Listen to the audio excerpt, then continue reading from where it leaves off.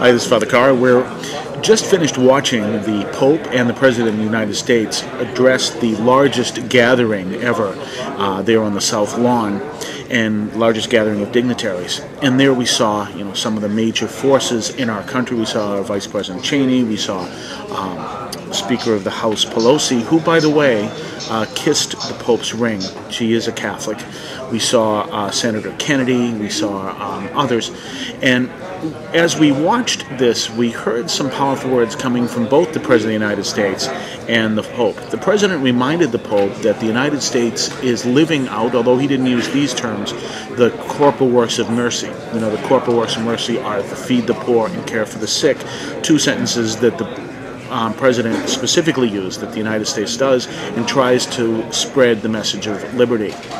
It's the Pope who came out and spoke out in favor of freedom, and he addressed and acknowledged the fact that he came from a place that once had no freedom, and that was the totalitarianism of Nazi Germany. And he cited his predecessor, who said that without faith, freedom, without truth, freedom has no foundation.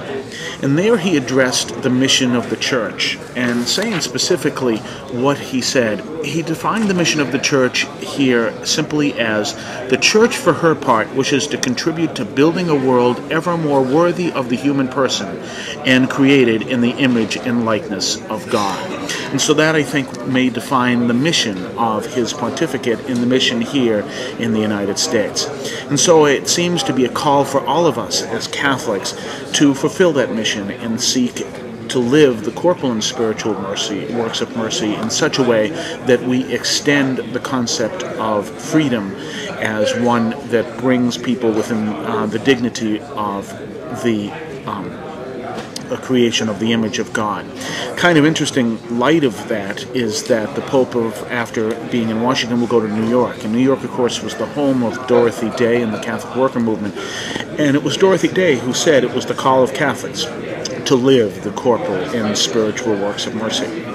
Anyway, the Pope has just finished speaking, and we're continuing looking at the actions of the Pope as he continues his visit here in Washington, D.C.